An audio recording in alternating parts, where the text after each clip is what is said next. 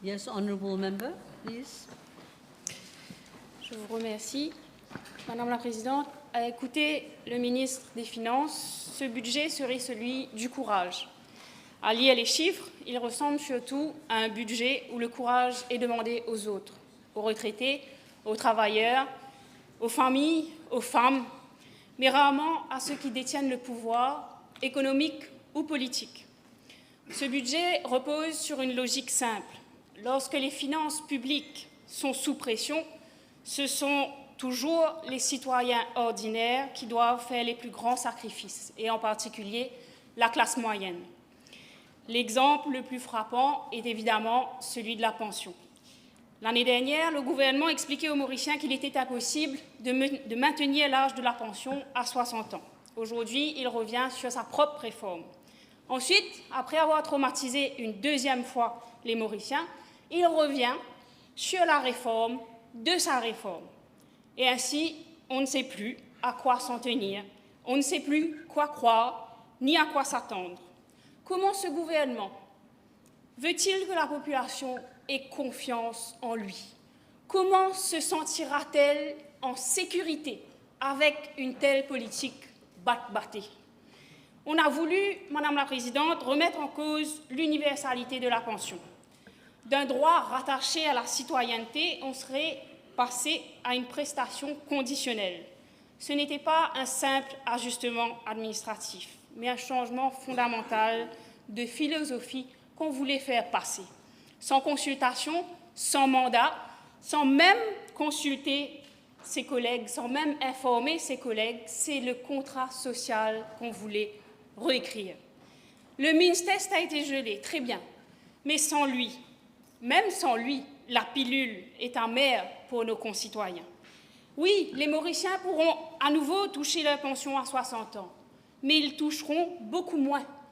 Avant 65 ans, pas de full pension.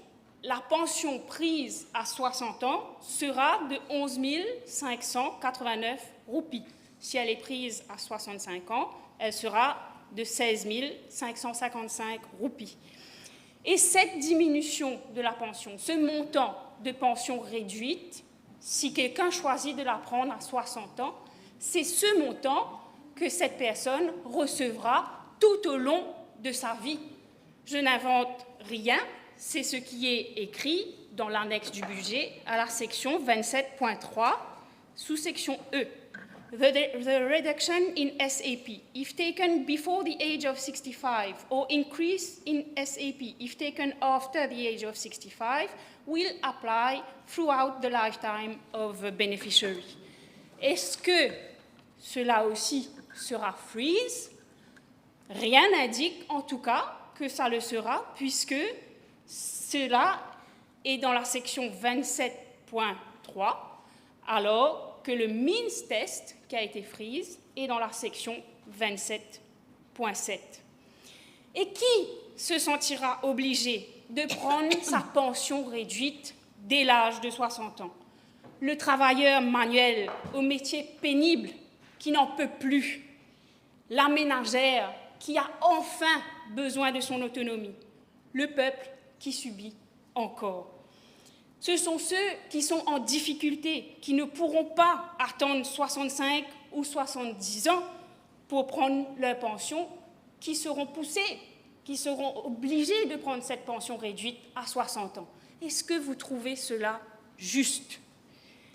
Au-delà de la pension, une question demeure. Le gouvernement justifie ses sacrifices par la situation des finances publiques. Mais après presque 2 ans au pouvoir, où sont les débuts de résultats? L'an dernier, on nous annonçait un déficit budgétaire de 4,9% pour l'année 2025-2026. Mais cette année, on voit qu'il grimpe pour la même année 2025-2026 à 6%, soit 46,5 milliards. Pour 2026-2027, il y a un déficit budgétaire de 3,7% est annoncé si les 10 milliards attendus dans le deal Chagos sont obtenus.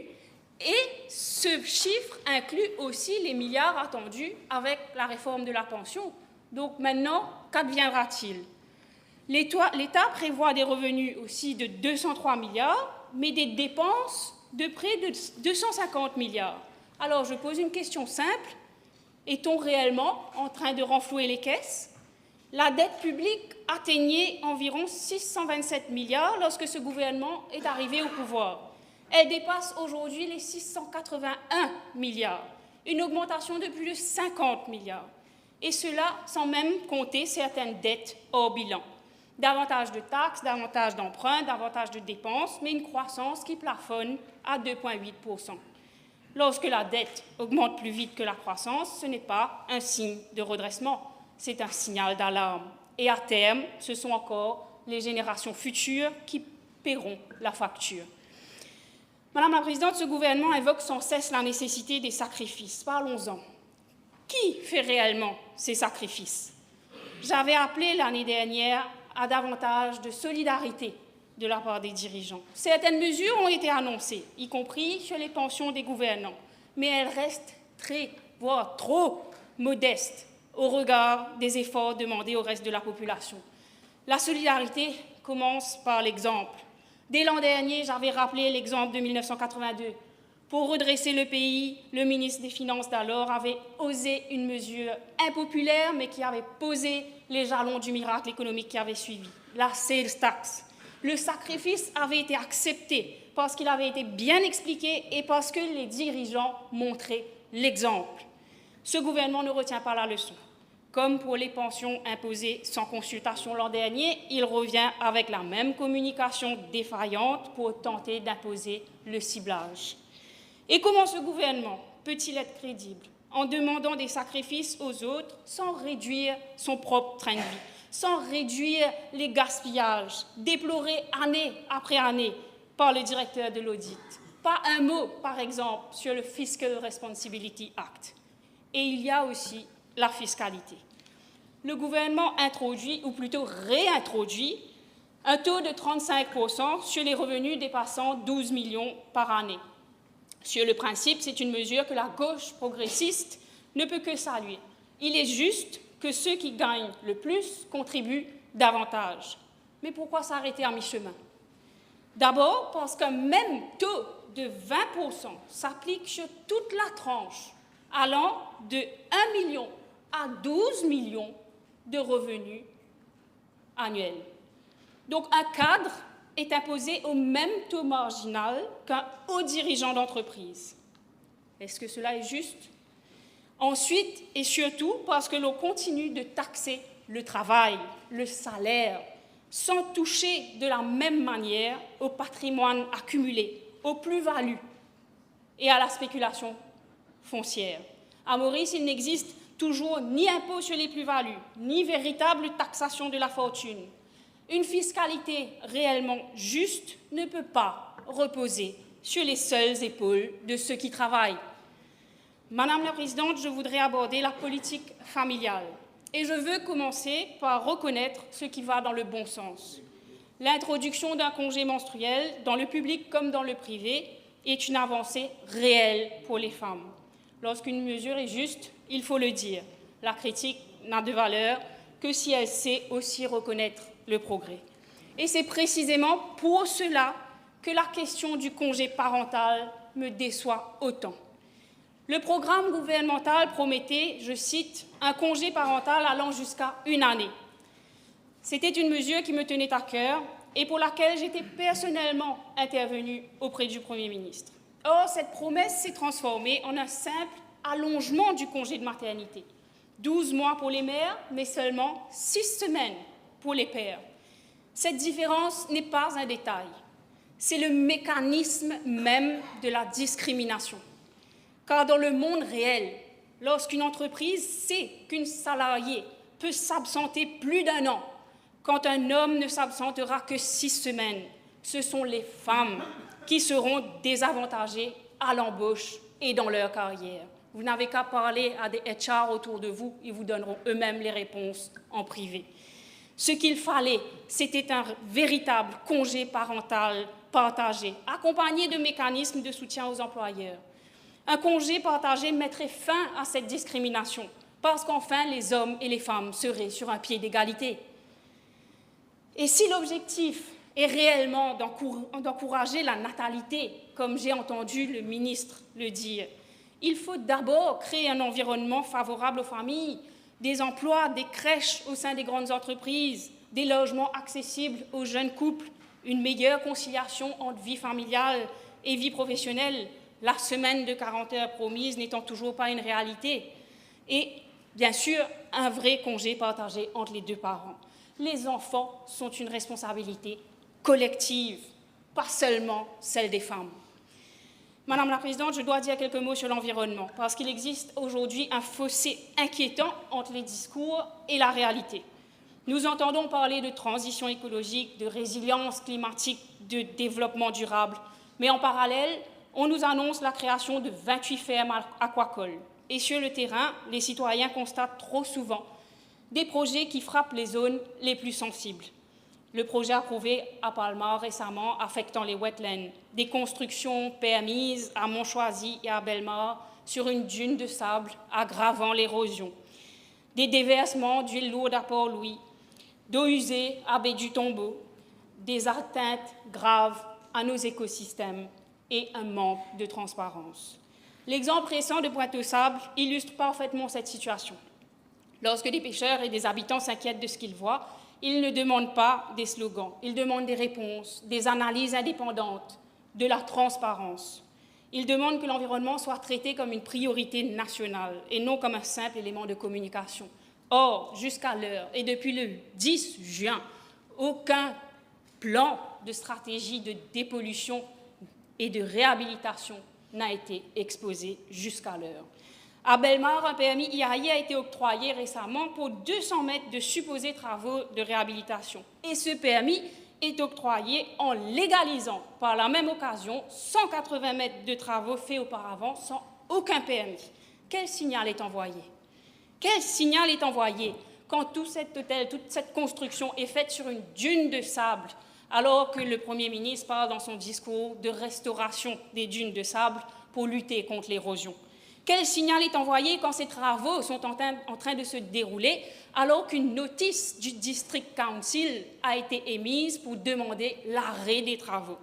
Quel signal est envoyé quand le public n'a plus d'accès à la plage pour pouvoir traverser à marée haute? Le signal envoyé est que la loi ne s'applique pas de la même façon pour tous et que c'est encore le peuple qui doit subir. Pourtant, nous sommes une île, notre tourisme dépend de nos plages, notre pêche dépend de nos lagons, notre économie dépend directement de notre environnement. Détruire nos ressources naturelles, ce n'est pas seulement une faute écologique, c'est une faute économique. Madame la Présidente, je voudrais aborder l'intelligence artificielle avant de conclure. Sur le principe, je soutiens l'ambition de préparer Maurice aux transformations technologiques, mais je refuse l'idée que l'intelligence artificielle serait une solution miracle. Quelle place peut avoir l'intelligence artificielle tant que nous n'avons pas défini quelle société nous voulons bâtir? Quel est l'intérêt de cet outil? Oui, c'est un outil, n'oublions pas. Quel est l'intérêt de cet outil si nous ne remettons pas en cause notre modèle de développement, c'est-à-dire sortir de la rente pour aller vers la production? On nous parle de plateformes cloud et de hubs numériques, mais avec quelle infrastructure, quelles compétences, quelle énergie, quelle stratégie? Les centres de données ne fonctionnent pas grâce aux annonces, mais grâce à des ingénieurs, à des chercheurs, des techniciens hautement qualifiés. Et où sont-ils aujourd'hui? Maurice fait face à une pénurie croissante de talents. Avant de rêver hub régional, assurons-nous d'en avoir les fondations. Ce qui m'amène à une question plus grande encore. L'intelligence artificielle va transformer le marché du travail. On estime que 20 à 25% des emplois de bureau, les white-collar jobs, comme on les appelle, pourraient disparaître et que beaucoup d'autres seront profondément modifiés. Des milliers de travailleurs devront se reconvertir. Or, ce budget ne propose aucune vision pour accompagner cette transition. Et c'est ici que je veux être claire sur ce que nous proposons. Parce qu'on nous répète, budget après budget, qu'il n'y a pas de choix, qu'il faut toujours plus de béton, plus de dettes, toujours plus de main-d'œuvre importée et que l'économie déciderait à notre place. Je ne le crois pas. Il y a toujours un choix. Nous proposons ainsi la création d'un Sovereign Future Fund. L'idée est simple, utiliser une partie de la richesse créée aujourd'hui pour préparer les transformations de demain. Un fonds national capable d'investir dans les technologies émergentes, la formation continue, la reconversion professionnelle et la protection des travailleurs touchés par l'automatisation. Parce que les bénéfices de l'intelligence artificielle ne doivent pas être captés par une poignée de grandes entreprises. Ils doivent profiter à toute la société. Soyons honnêtes, on nous a fait croire pendant trop longtemps que le néolibéralisme, le marché tout-puissant et ses inégalités croissantes étaient le seul chemin vers la prospérité. C'est faux.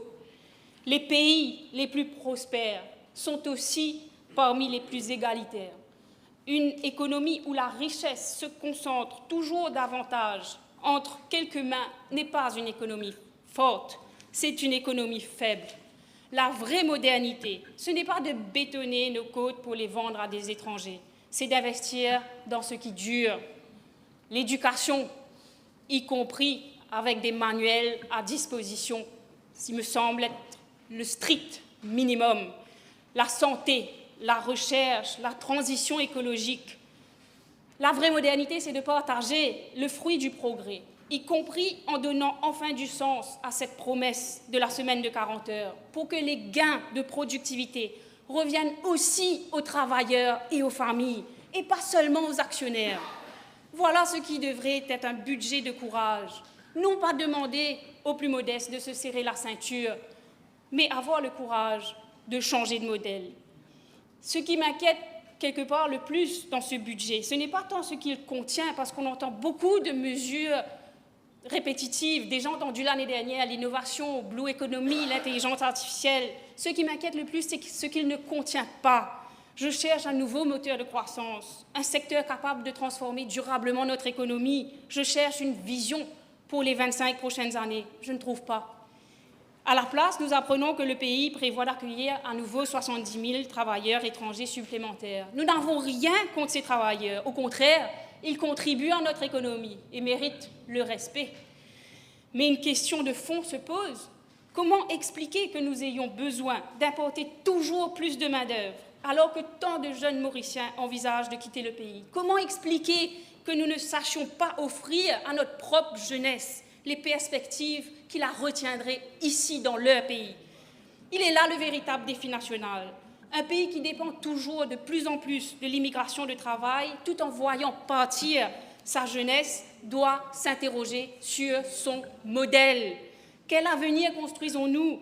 Une économie capable de retenir ses talents ou une économie qui remplace peu à peu ceux qui partent? Il est là le débat que ce budget aurait dû avoir le courage d'ouvrir, car au fond, et je vais conclure dessus, qu'il s'agisse de la pension, de l'égalité homme-femme, de notre environnement ou de l'intelligence artificielle, la même question revient toujours. Quelle société voulons-nous bâtir pour les générations futures?